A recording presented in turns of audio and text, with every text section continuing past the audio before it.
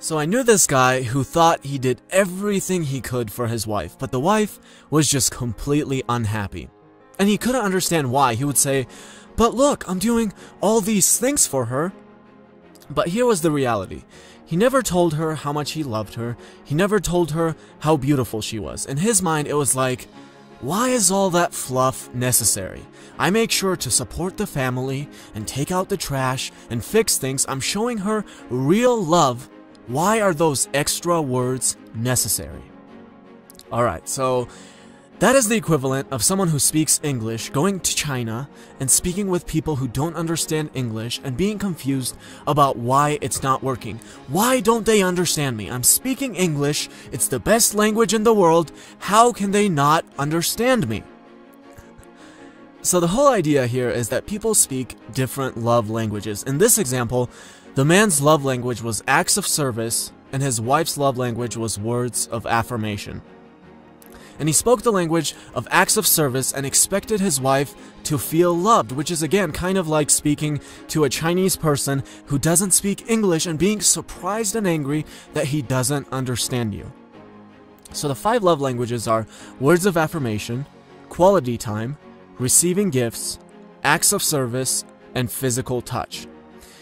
And one of the things that has made my relationship with my girlfriend so enjoyable for over 2 years now is that we have the same primary love language, and it's quality time, which is closely followed by physical touch. The most enjoyable thing for us is when we cook an amazing dinner and then sit down and just spend time with each other, or when we go on a date and just spend time together. And it's the same thing with physical touch. We can sit around for literally hours just holding and touching each other, and it doesn't have to be anything sexual. So that works out really well, but for her, words of affirmation are really important as well. For me, I don't really care so much about it. I don't have to be told how pretty I am every day. I'm fine without that. But at the same time, I don't make the mistake of thinking, well, I don't need it, so it's not important. No, I tell her how beautiful she is because why wouldn't I? Even though that's something that I personally don't need, I find it really enjoyable to do it for her.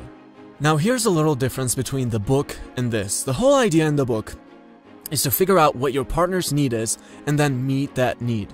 So let's say you've been married for 30 years and you hate each other. That can be a great way to make the relationship better. But the ideal situation for me is to start with a person who has about the same disposition as you. So going back to my girlfriend, we have almost an identical disposition except for words of affirmation, but that's fine. That's a language that even though isn't natural to me, I like it. I want to speak it. It's kind of like French. It might not be my natural language, but I like it. But, and there's a huge but here, let's say her primary love language was acts of service.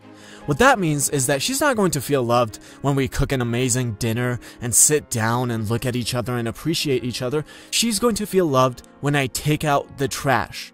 Now the advice is, well, figure out that that's what she needs and then do it.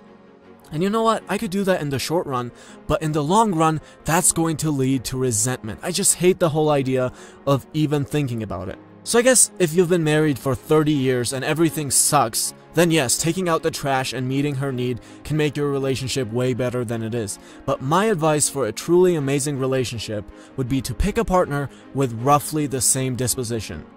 It's kind of like if you hate German. You just hate the way it sounds, you never want to hear it in your life, and then you start a relationship with a German girl. And you get the advice, well, just meet her need and speak German with her. And yes, it will be better than talking with her in a language that she doesn't understand, but it would also be way better to start with a French girl because you love French. So those are the 5 love languages: words of affirmation, quality time, receiving gifts, acts of service, and physical touch. And my advice would be, figure out what your love language is. Try to find a partner who has a similar disposition. Realize that there will be slight differences, like words of affirmation in my situation, and adjust to that if that's going to be something that you know you will enjoy. But otherwise, if it's something that you know you don't like, don't just be like, well, I'll just accommodate that. I guess if you're in a relationship which you're not going to get out of for different reasons like marriage, then that can be the best thing you can do. But otherwise, make sure you're going to enjoy meeting your partner's needs. You don't want to be the guy who only enjoys physical touch during sex, stuck with a girl who wants to snuggle on the couch for 3 hours and trying to accommodate that. And you don't want to be the girl who enjoys going on amazing dates and spending quality time stuck with a guy who doesn't feel loved by that and instead feels loved when you wash his dishes.